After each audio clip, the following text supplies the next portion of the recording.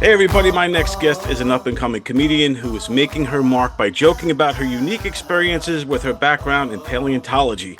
Here she is, folks, the one and only Alec Quinn. Alec, how you doing? Hey, I'm good. How are you?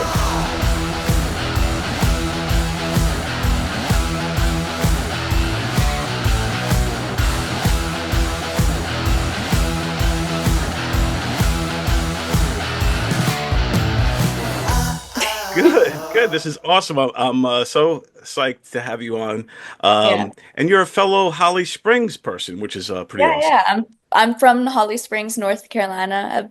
I've lived there my whole life and I just recently moved to DC and I've been out in the comedy scene and at grad school. So, yeah. That's awesome. Yeah, I lived in Holly Springs. I'm originally from New Okay. York. I'm here on Long Island. Okay, But awesome. I lived in Holly Springs for like 10 years and I loved it there. I was right across the street from the Salamanders where they play, the baseball Oh, team. yeah, yeah, that's so close. Yeah. That's Yeah. And then right up the street, I don't know if you know Daniel Dares. He's a famous BMXer who has like a thing over there. Like his whole like setup is over there.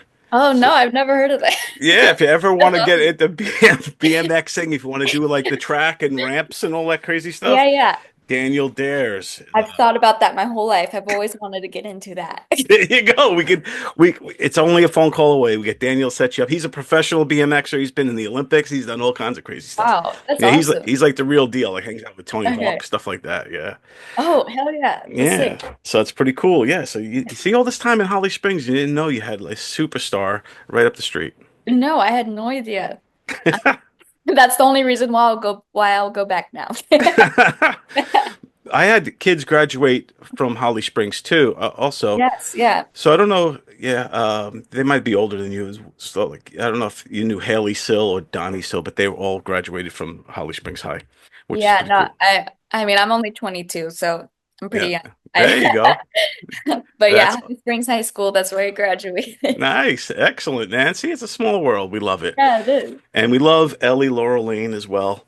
Um, so how are you related? Is she like your step grandma, your grandma? Like, So she uh my my mom has like connections. She's like really good friends with her son. So like they come over all the time. It's kind of and we just like play cards or so yeah, it's been awesome. yeah, that's awesome. She's a great woman, and Yeah.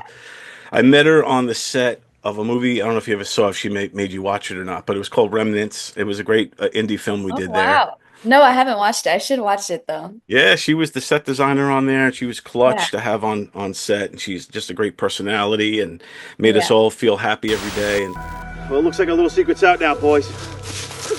Did you hit anything? Let's just say we gave him something to think about. Well, should we go after him? And do what when we find him? No, no, we're not going after him. We're not going after him. I'm pretty sure you made your point. Okay, they didn't get anything from him. you know, Remnants was this kind of end of the world type movie, like a disaster film of sorts, and she, yeah, she was a big part of that, and just making it look like legit, you know, Yeah. so yeah, she's great, and she's got a ton of connect. I don't know, have you ever tried or wanted to get into acting?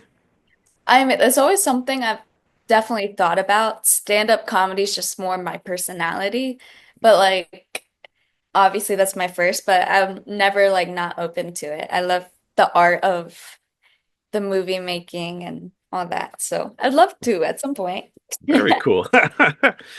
Yeah, that's awesome, and I think it's really cool too that you are found this career in as a a paleontologist. Yeah. Tell me a little bit about that. What led you to becoming, to wanting to get involved in this field? Yeah. So mine's very different than most paleontologists.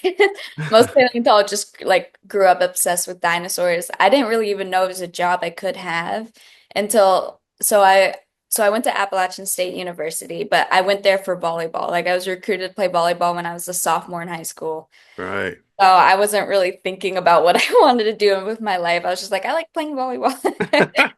Um, so yeah, and I was trying to figure out what I wanted to do. I was gonna go for graphic design. I was like, okay, I'll just do graphic design because I'm too lazy I don't know what I want to do. Right.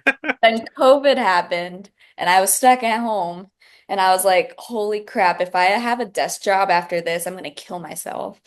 So I went on I went on AppState's website and I saw they had a great paleontology program. And I was like, that seems like Alec Quinn. I'm gonna do that.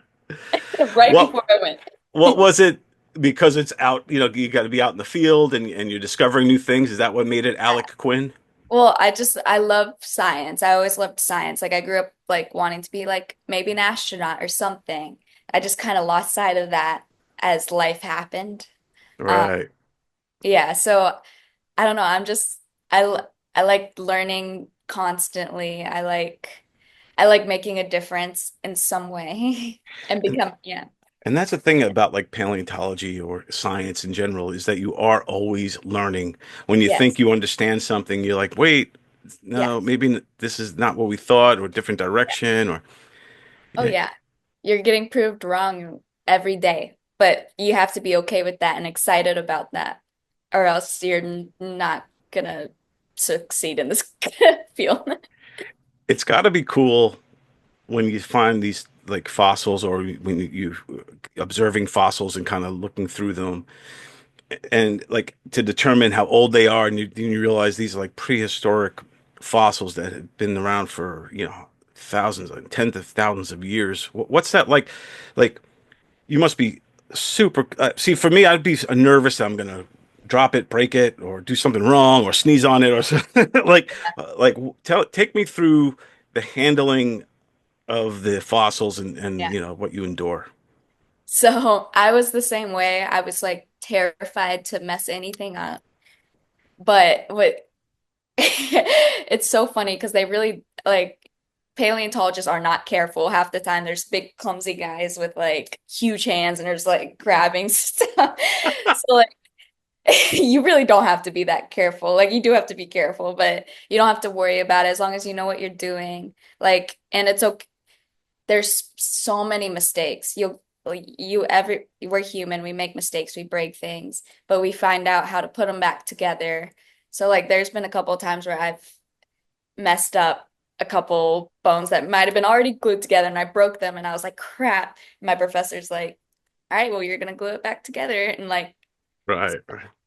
it's you don't we we train to like fix our mistakes. Right. Um, And so that's good. Yeah, when you're fixing your mistakes, you're learning in that process as well. yeah, yeah. So yeah, it's not that big of a deal if you do, as long as it's not something like crazy insane. And obviously, as a student, wasn't touching anything. It was more the stuff I was touching was more for learning purposes, you know. So Right, right, yeah. What's like the craziest or like the fossils that you've gotten to handle? Like was it like a footprint type of fossil or like a insect or something? Like what's some of the cool like would you say is the coolest one where you were like this is crazy? well, so I volunteer at the Smithsonian's Fossil Lab right now. And so the coolest thing recently was I got to handle these huge Stegosaurus tail spikes. They're like this big.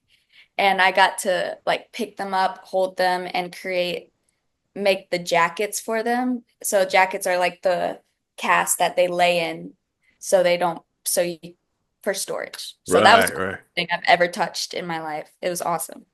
A Stegosaurus. So where did they discover that Stegosaurus? Like, and like, was that like in some desert or something, or where did they find it?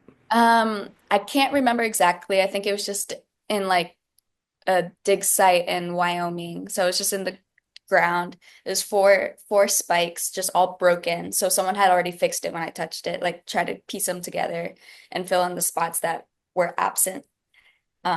But yeah, that's like extremely rare to find like four tail spikes belonging to the same di Stegosaurus. So yeah. Wow. What do you think about there's been people like, on the internet, everyone has a voice and an opinion. There's people that think that dinosaurs never existed, that it's all like a big giant Yeah. con, which makes no sense to me. But like, what's your thoughts on those types of people? And do you hear from them? Like, do they Yeah. contact you guys? Or like, take me through that. That's got to be nuts. So that usually comes from obviously religious people because there's sometimes they think Earth is a little younger than we paleontologists say it is. So that's where that stems from.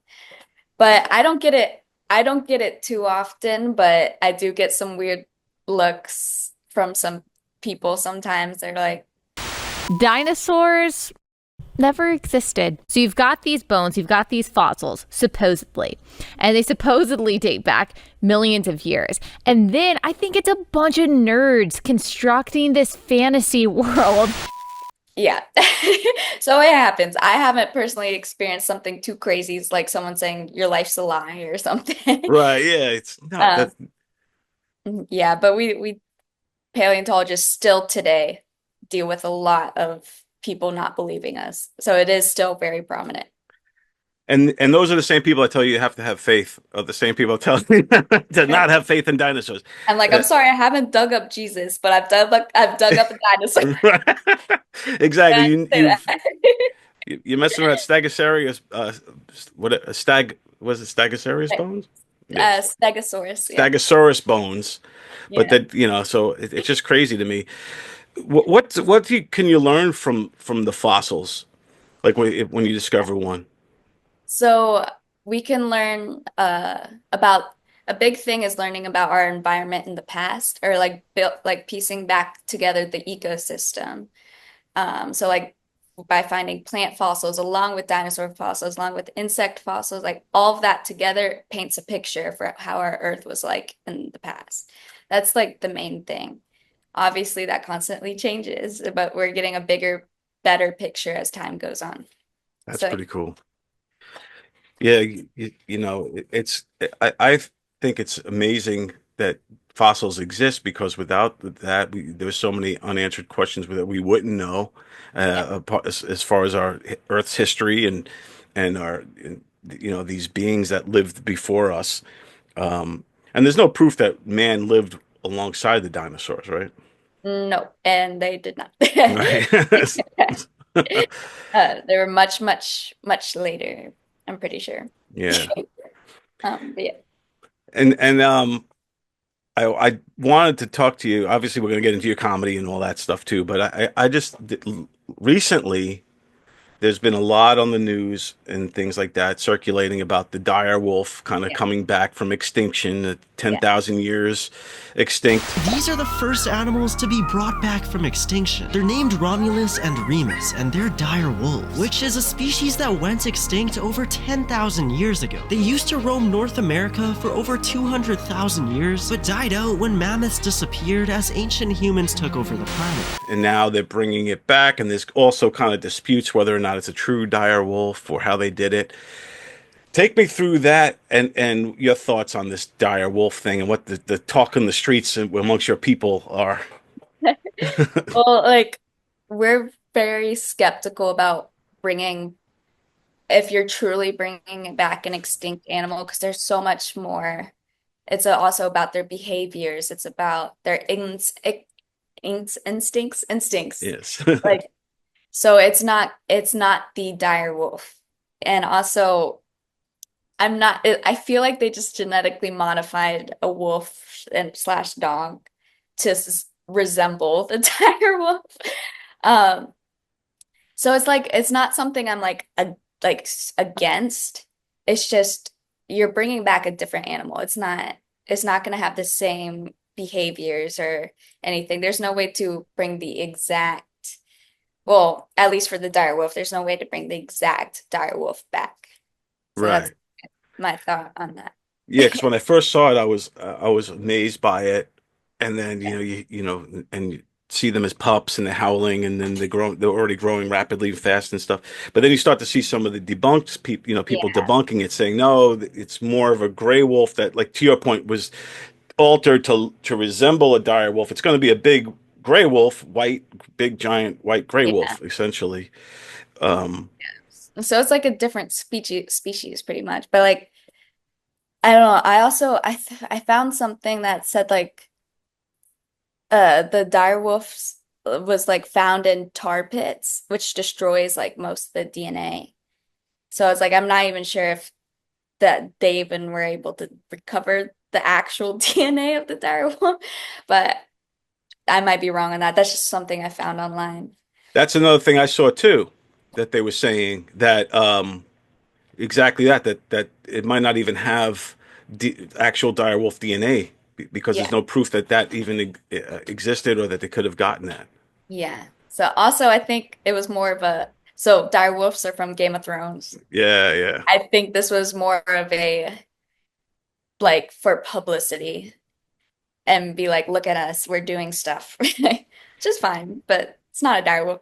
Right. And to help, maybe help too, if you build up hype, it could help funding because I know that they said they want to bring back the dodo bird and the woolly mammoth. Yeah, yeah. And they said like they want to bring back the mammoth to help with like global warming or something, which I think that's I haven't looked too much about it. I think that's a cool idea. Like I just don't know if that's you're actually bringing back a mammoth fully, but How the hell do you bring a woolly mammoth back? What does it mean? So we're not trying to clone these animals because we don't have living cells. We have frozen cells and we've got dead cells, but it's massively fragmented DNA. So we actually have to assemble a genome and then compare it to a reference genome to kind of fill in those gaps from its closest living relative. And in the case of the mammoth, that's the Asian elephant. You know, we're well on our way. We believe we'll have our first calves by early 2028. The biggest hurdle is it's a 22-month gestation. It worries me when we mess around, bring things back that were extinct because I feel like they were extinct for a reason, and then we yeah. bring them back. We don't know how they're going to ultimately mix with us and Yeah. what's going to happen. You cannot predict life at all. You're bringing something back to life, now you're just letting it free. You can't predict what it's actually gonna do. It might fuck up other species. Like Yeah. it might Or eat all the food of other species or something like that, and it's just messing with our ecosystem now. So exactly. And even these wolves that they just created, whether they're dire wolves or another species of wolf or whatever it may be, if if that thing, if there's three of them, if they get out into the wild, I think they're keeping them enclosed in a farm. If yeah. those things get out in the wild, who knows what? It's kind of like wow. And Yeah. maybe I've seen too many movies. Yeah, but it's true though. You can't the fact that they think they can predict or control what life's gonna do, you can't do it. You can try to help the species that are going extinct to now though. Exactly. Yes. And that to me that'll be a better use of the time, right? Let's help the animals that are with us now to get past extinction. And I Yes. think they're doing, relatively decent job with Yeah. with that with some cases, I guess. Yes. Deep in the bowels of DC's Smithsonian National Museum of Natural History, you'll find something hardly anyone knows about, let alone gets to see in person. A hidden dinosaur vault that tells the story of life on Earth from hundreds of millions of years ago. And then, like you said, you're working at the Smithsonian, which is I urge anybody to go to Washington D.C. and go to the Smithsonian. They're all free. You get to go in there. You see all kinds of history. There's how many different museums along that strip? Like four or Oh, five. a lot. I don't know the number, but there's a good amount. Yeah, and it's There's awesome. yeah, it's awesome. It's really changed my perspective on like everything because I'm like, holy crap, I can learn something new every day. And I should learn something new every day. And it's awesome. They're the best museums. You should go. Yeah, and being like 22 years old and being exposed to all of this Yeah. history, from like the beginning of time, essentially, and then into the future. I mean, it's all there in the Smithsonian's. But so what's your job over there? What are you doing? Yeah. So right now I volunteer as a fossil preparator. So I help them with fossil preparation, and I'm in the fossil lab. And the lab is in the Natural History Museum, and it's surrounded by glass. So museum visitors walk by and they get to watch what we're doing. It's the coolest thing ever. Like, it's awesome. And I also do scientific drawing for them too. So I'll look through a microscope and draw some bones. Like I'll usually do that when no one's there to help me fossil prep because I'm still pretty new. So yeah, Wow. that's what I do. So is there like fossils coming in every day? Yep. Uh, there'll be long projects. So basically, the researchers at the Natural History Museum give us stuff to do. Um, there's an abundance. We'll never get to it all, and there's just going to keep stuff coming. So, I was watching a documentary about, preserving fossils and all that kind of stuff. But then there's also these kind of rogue groups that dig for fossils and they sell them on like the black market, or they sell them on like, yeah, Facebook marketplace or something. The guy's just selling fossils like dinosaur bones. He's like, yeah, what's your take on that? I mean, I think it's kind of crazy, and it's yeah. I hate it because that stuff has really slowed down science because basically museums like the Smithsonian are just kind of hoping people have the decency to like turn in stuff they find because if you find a bone in your backyard, it's yours. Yours. You can do whatever you want with it. Right. If it's on public land or your land, it's yours. But if it's on like private dig sites, then you know, then you that's not yours. You can't keep it. But yeah, so it's just there's just a lot of missing pieces because of that, and people do make a living off selling fossils or just keeping fossils in their house, and Right. I do, yeah. So Yeah, I don't understand that I, either. Like if I have fossils in my house, what use is it going to be in my living room as a conversation piece versus actually getting it to someone like you who could study it and yeah, learn again, like you said, about our Earth back in the day and our history and all the answers that you can get from a fossil. yeah, yeah, exactly. So it's unfortunate, but it's how it is right now. There's a lot of people who are say they're paleontologists, but they're not. They're just finding fossils, probably breaking them and keeping them or selling them. Yeah, that's so crazy. There's always, no matter what it is in life, or no matter what job or what thing, there's always somebody messing it up. Yes. Oh, oh, always. It's the biggest thing we deal with is just people messing it up. Exactly. They take a good thing and they got to mess it up because again, if it has any value, if there's money involved, there's always going to be some bad guy out there finding a way to cash in on it and just mess it up for everybody else and just kind of taint the pool, so to speak. Oh man, what's your favorite dinosaur? T-Rex. T-Rex? Okay, awesome. Mine's Joe Biden. They went to high school together though. But you managed to take your paleontology and bring it into a comedy act. Yeah. It's made me love paleontology even more that I can talk about it on stage because I do stand-up comedy every night in DC and that's what I want to do. Obviously, I love paleontology. I want to keep doing that, but and most of my material is about paleontology and what I do. It's really helped me get very remembered and well known in DC. It's so funny. And I just can't believe I'm doing this, but I love it and it's been doing well for me. So it's made me love paleontology even more because I get to do both in one thing, do stand up and talk about paleontology. I love it. But actually, most paleontologists are angry old white men. Okay, they're angry because they've been searching their whole life for one dinosaur, and none of them can find it. It's the Clitosaurus. And it's unique. I bet you there's not one other comedian in the entire Yeah, comedy scene that is a paleontologist and yeah. that is doing bone jokes. Yes. Yeah. No, that's why I knew I had to like keep going with it because a lot of comedians worry that some other comedian has done their joke. For me, I'm like, I got free range. I can do whatever I want with this because no other comedian can do paleontology jokes. I guess they can, but it'd be like dumb dinosaur jokes or something. But Right, exactly. You're able to incorporate real paleontologist style humor into this thing, but it's something we could all relate to. Like you narrowed it down. Some of your jokes to just bone jokes, and we all get get to do that. So I think that's fantastic.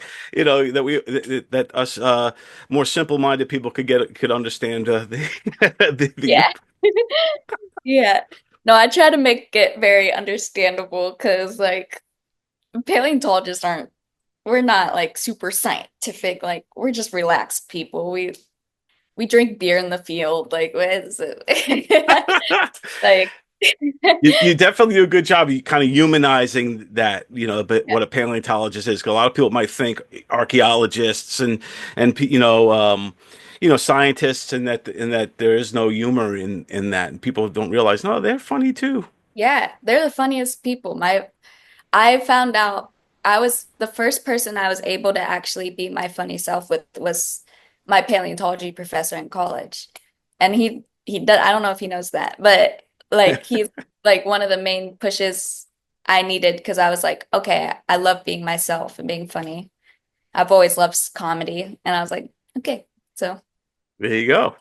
And I yeah. love that you go for it. That you're everything. You're a young woman, 22, and you're taking it all on. You're like, oh, I like paleontology. I like comedy. I'm going to do that too. I'm going to do this too. Oh yeah, D1 volleyball. Oh yeah, I'm going to do that too. I'm going to excel at everything. I'm just going to own it all, man. I'm just going to do it. I think that's inspiring. Ah, thank you. It's Yeah. been a it's I feel like I'm living like 10 lives, but I love it. And it is cool, like after a long day at the Smithsonian, to be able to go to the comedy club and let loose and just, Oh, have some fun and yeah, I love it and so the much. DC comedy scene, that's where Chappelle, Martin Lawrence, Wanda Sykes, Yeah. that comedy circuit's no joke out there. It's awesome. It's the one of the best places to start comedy too, because it forces you to get good quick. Right. Like you're not, well, maybe, but most open micers aren't going to be telling like dick or vagina jokes. Like, and that's it. You go Right. to another state like North Carolina, then maybe at the open mics will be like dick and vagina jokes. But you can't do that here. You can't you have Washington DC is very political. It's very like you have to just write good jokes. You Right. can't rely on getting like laughs on like shocking material or anything. So Right. it's been awesome. I can go out every single night. It's been awesome. It's a great community down here. So I was yeah. going to say, what's the camaraderie like amongst the comics over there in that DC scene? Yeah. So like DC is small enough but big enough. So like all the comedians do know each other at a point if you're out all the time. But it's like big enough where you can still get your name out there. So it's like it's really nice. No one really like I don't see any like hatred towards anyone. We're all trying to do the same thing. It doesn't matter if you get an opportunity that maybe I wanted. Like out this comedy, there's no timeline for anyone. So it's just Exactly. Yep. You never all age groups. It's where everyone's equal, and yeah, there's two places everyone's equal: when you're driving on the highway, yeah, and then when you're in the comedy club. yeah, Because there's so many young people that you look at as just they're your equals, and you don't realize, oh wait, I'm like 30 years older than this person. It Oh doesn't yeah, even. I'm the youngest one. Yeah. One of my good friends, he's like 50 years old. I'm just like, Yeah. You're like hanging out. it's Yeah. crazy. Yeah. In the real world, that would be like what? But in Yeah, the that'd be like, comedy. that's weird. But we're just, yeah, a lot of my friends are like in their 30s, I'm 22. So, Yeah, that's cool. And it is good. And you're 22. You carry yourself older, and I think that's because of the paleontology, and because you're smart, and because you've been around already through college and all these things, and you're coming from a different place with the comedy, which I think is so cool.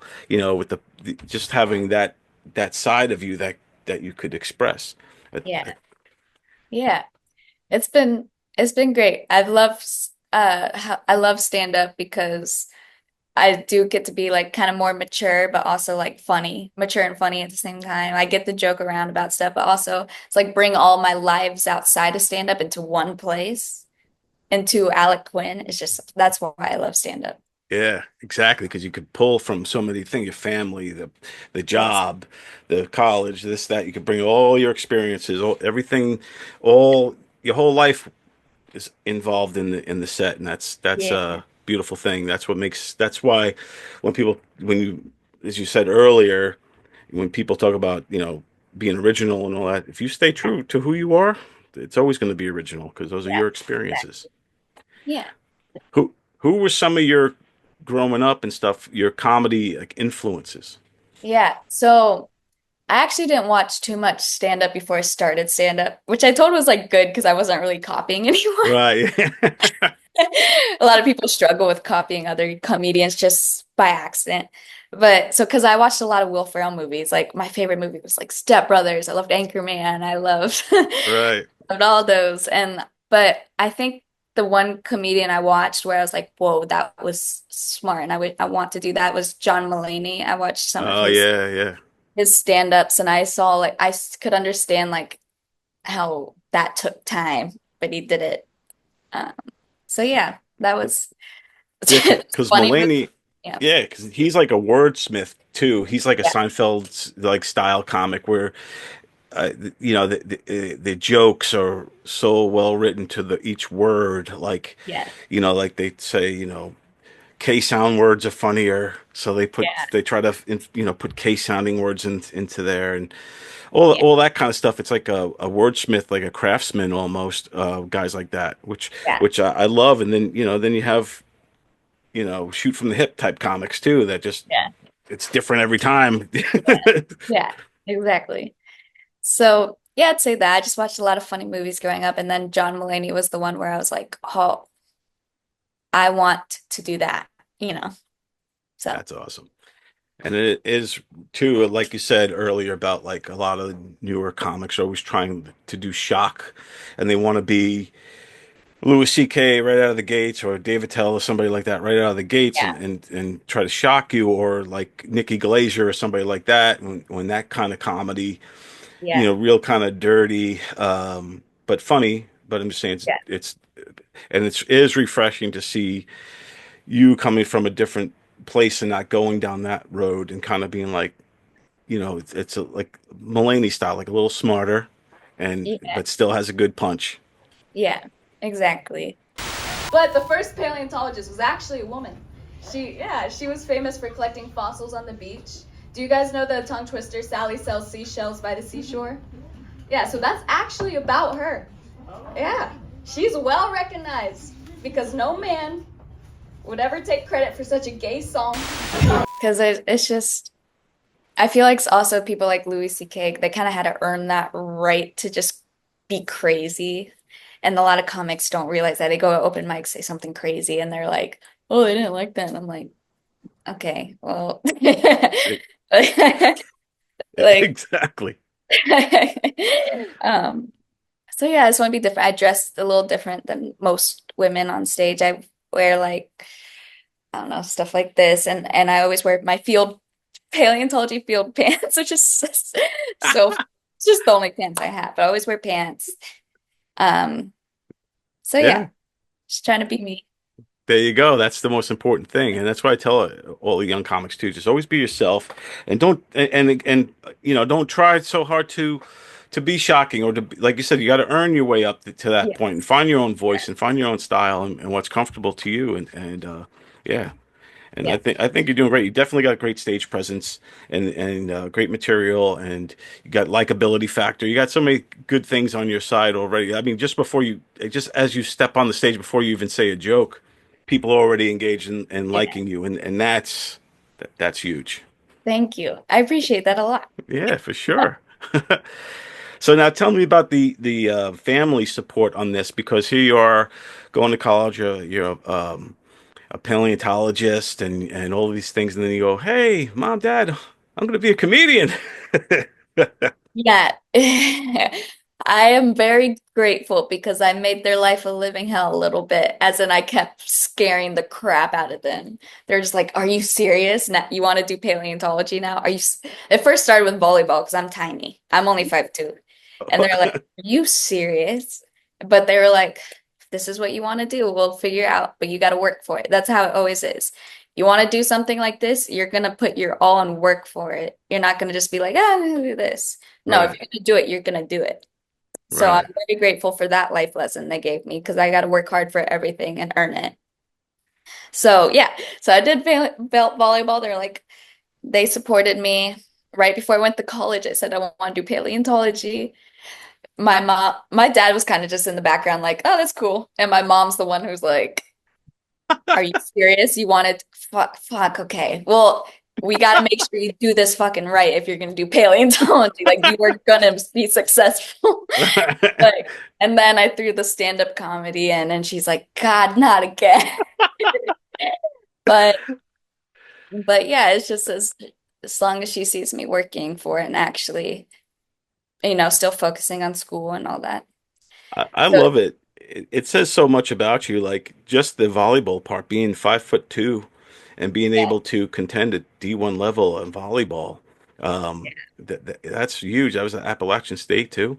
yeah. So like, geez, like how do you become the elite player, when you got some tools some things stacked against you, like, Well, I learned that really early on that I just had to be okay with being the hardest worker in the room always.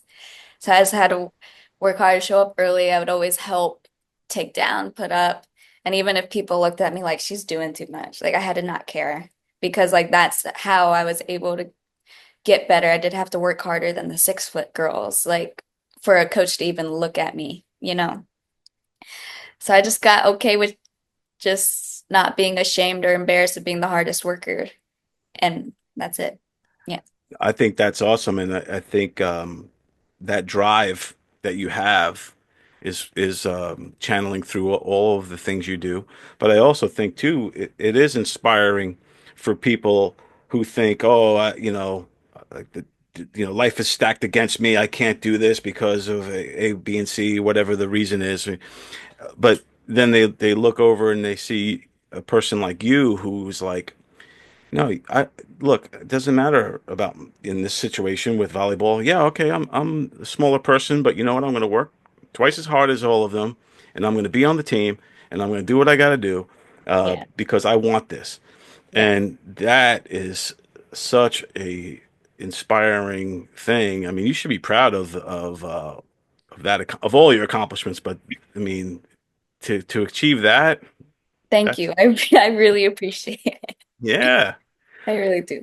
What do you say to somebody like a young girl or a boy who might ask you, hey, I'm feeling like giving up on, Yeah. uh, you know, how do I find that inner fire? Well, it's just you can't let things happen to you. You can always make things happen. It's just you have to find it in yourself, like it comes a lot with like finding who you are and what's gonna make yourself proud. You want to make yourself proud, then figure it out. You don't have starts with making yourself proud, and then you can worry about making your mom proud or something like that. So it's more of because a lot of people don't realize how short life is. And I also don't believe in an afterlife. So it's like, okay, I have this one life. I'm gonna live to my full potential. So yeah, Wow, that's awesome, and that's the way everyone should be. yeah, Whether you believe in afterlife or not, the fact that we're only on this earth for one life, you got one shot at it, yeah. and why not go for it all? Why not go for everything? And why wait? Also, like people always, the excuse is always to wait. I'm like, why? Never wait. Like, Yeah.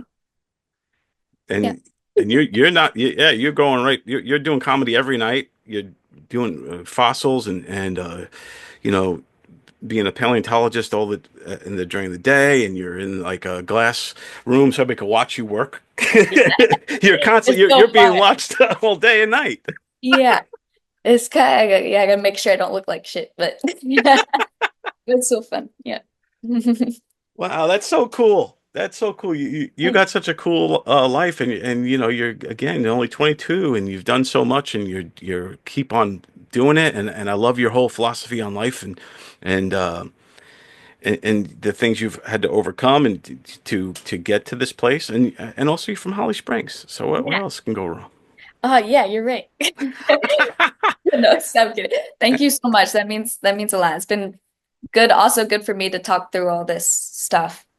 It Yeah, be kind of mentally draining, but you got to be like, all right, remember like the big picture, enjoy exactly. the moments that happen. Exactly, and So, just keep moving forward, and a lot of times just don't look back, just keep moving forward, yeah. and all that. Have you ever done comedy? Gone back to like Raleigh and done anything over there? I actually recently did. Last like couple weeks ago, I went back. I did a sh the comedy game show at Comedy Works, which was kind of fun. And then I just hit a couple open mics. It was more of an excuse just to like see the actual comedy scene a bit in the Raleigh, Holly Springs area, Right, yeah. and then also visit my dogs and stuff. So There yeah, you go. I'll definitely go back at some point. Do they have comedy now in Holly Springs? Is there spots No, like no, not Holly Springs. Well, actually, I don't know. I'm more maybe, yeah, maybe. yeah, like a Yeah, I just bar or like something? Yeah, I'm sure, yeah. I just explored the more Raleigh area a bit. yeah. I used to Good Nights Comedy Club. I used to be there all the time back in the Oh, day. yeah. Yeah, Yeah. I want to try that at some point. I don't know if they have like open mics or what, but I'll figure yeah. it out. They used to back in the day. I don't know. Again, this is like a long time ago now. But yeah, I don't know if they still do or what they got cooking these days over there. I have to get to. I've been back in New York now for the last 6 years, and then I was in Atlanta. So like my kids all still live in North Carolina though. Oh, They all stayed. awesome. Um, yeah, and then I came back to New York Oh, nice. and Governor's Comedy Club out here on Long Island. You have to Okay. get Awesome. out here Yes, and I would love to. yeah, we could get you on. Let me know if you ever coming into town, and I'll work to get you on. Get you some stuff. There's definitely tons of open mics, but you know maybe we can get you on a weekend show as well. Yeah. I'll see what I could do because that'd be cool. Yeah, that'd be awesome. I'll totally reach out about that. So Yeah, thank it's a hop, skip, and a jump from DC. yeah. Yeah, very close. I'm actually going this weekend uh in New York because I'm doing like the new material showcase or new talent showcase at Gotham. So that'll be fun. Um, Nice, going with my mom, so very cool. Yeah, Gotham she Comedy can Club. see. Be like, look, I'm doing something-ish. Do you get nervous when you go to a different city or someplace like New York City and you're going to be performing comedy? Do you get like do you psych yourself out or do you just keep that confident like that D1 volleyball mindset of it's game day? I'm actually more confident when I leave DC because DC is hard crowd. There's so I'm more confident with my material when I leave because DC is a great place to just, like Right. get better quick, get us so yeah, I'm pretty confident. I think it will be good. Yeah, So because yeah, when you're in a place like DC and if it's tough crowds, it's thickening your skin, it's getting your timing down. You know, if you make them laugh, then it's real. yeah, You know, no one's pandering to you, just being like, "Oh yeah, she's nice." No, there it's real. So yeah, yeah, I think that's a good training ground, and yeah, so many great comics came from there. yeah, yeah. And you Yes. also do your own show, right? Late night open mic in DC called X Marks the Spot. Yes, so I have a late night open mic. It's starting back up May 22nd at the Golden Age Bar, which is down the street from DC Improv. So I'm super excited for that. And yeah, it'll be great. That's awesome. The one thing they said is if you're a newer comic, the best way to solidify that you're going to get stage time is to produce your own shows. Yes, exactly. Yeah. So, and that's what I've been doing. It has helped a lot. So people have more because I'm young, it's been a little harder to make sure people like respect me and be like, oh, she's a working woman, Right, right. kid, So Well, I think you're great. I love what you're doing. Keep it going. I love the paleontology. I love the comedy. I love the mix of the two worlds. I think you're onto something special here. thank you so much. I really appreciate it. Thank you, Alec, and tell everyone where they could find you and follow you and all that fun stuff. Yes, so on Instagram is the best way. It's at ALEC_Quinn_comedy. And then Facebook, ALEC Quinn Comedy. And then TikTok is also ALEC Quinn Comedy. Very So good. And they can see all your stuff on there, and make sure you subscribe and follow her. Alec, this has been awesome. Thank you so much, and best with everything. And if you find any new studies and fossils, just hit me up. I'm always fascinated to know this stuff. yeah, I will. Like, I will. all right, cool. Definitely. I'll keep in touch. You're the best. Alec Quinn, everybody. Thank you guys. Thank you.